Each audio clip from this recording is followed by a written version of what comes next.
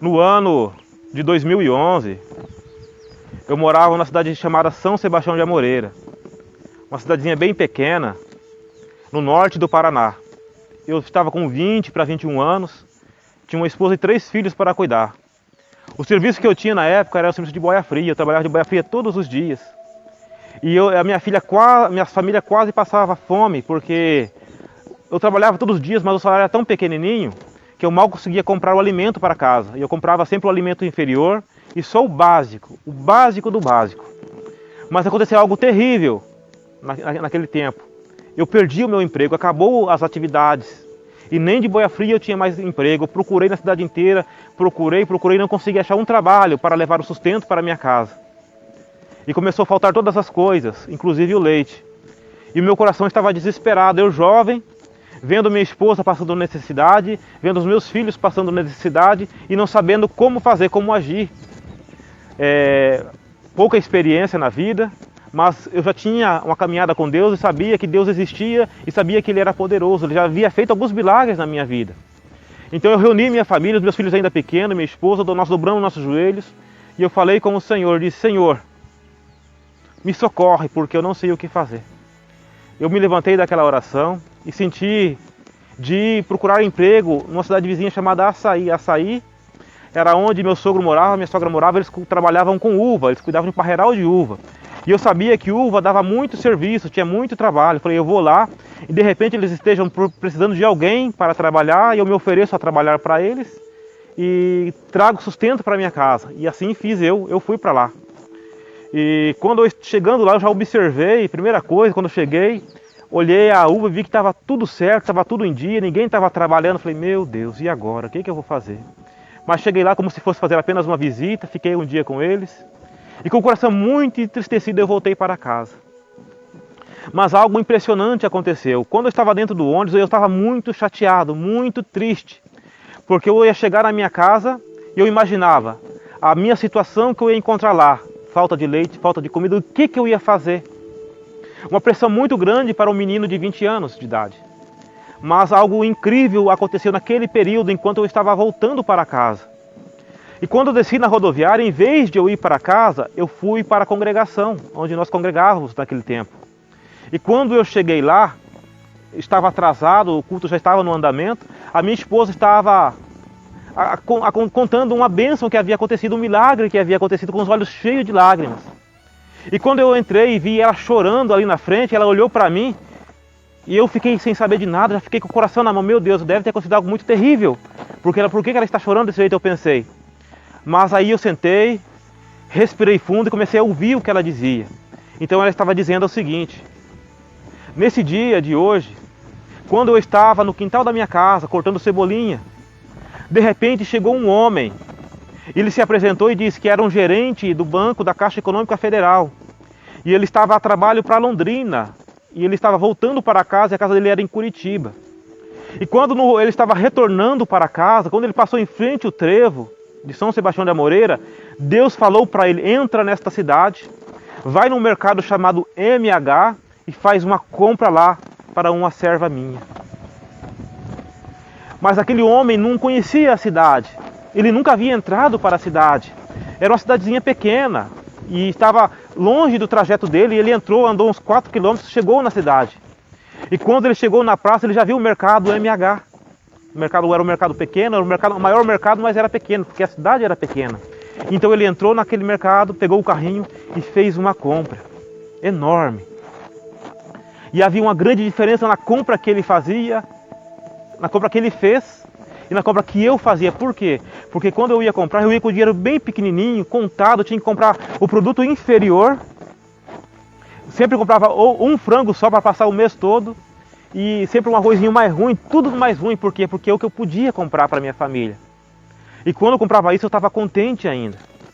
Mas ele, quando ele entrou naquele mercado para fazer uma compra, ele não fez uma compra como se fosse fazer uma doação para alguém. Ele fez uma compra como se fosse fazer para a família dele. E quando Deus mandou ele chegar em casa, quando ele chegou na porta de casa, ele perguntou para minha esposa: é aqui que mora uma mulher abençoada chamada Sueli? e ela estava cortando cebola. Ela disse: sim, é aqui que mora.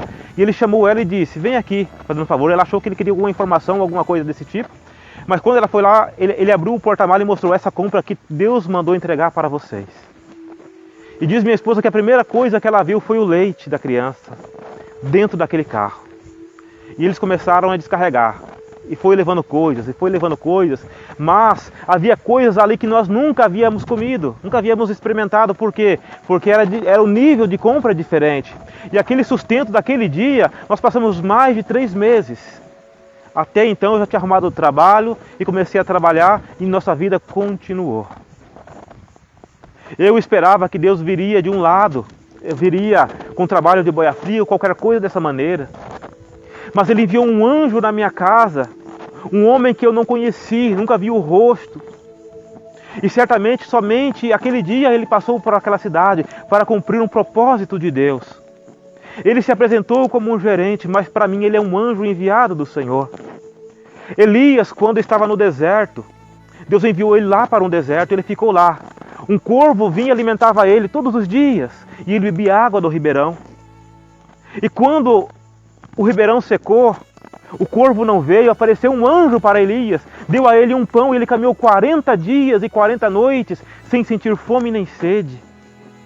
Sabe, meu querido, não sei qual é a situação que você está vivendo, eu não sei qual é a dificuldade da tua vida, se talvez é um câncer, se é uma enfermidade, talvez é um trauma do passado, talvez você pensa que Deus não te perdoou, que Deus não te ama, que Deus não te quer, pelas coisas que já aconteceram na tua vida. Mas eu quero dizer, não importa o teu passado agora.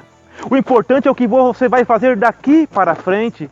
Da mesma maneira que Deus enviou um anjo na minha casa, Ele enviou um anjo para sustentar Elias, Ele enviou um corvo para levar o alimento para Elias, Ele é poderoso para enviar um anjo neste momento aonde você está e fazer uma operação, um milagre na tua vida.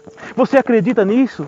Se você está me vendo e me ouvindo, é porque Deus te trouxe aqui para me falar para você que Ele te ama, que Ele acredita em você, que Ele acredita que você é capaz, que Ele acredita na tua capacidade, ainda que você não olhe para você e veja um corpo de carne e osso, Deus olha para você e vê a essência, a imagem dEle.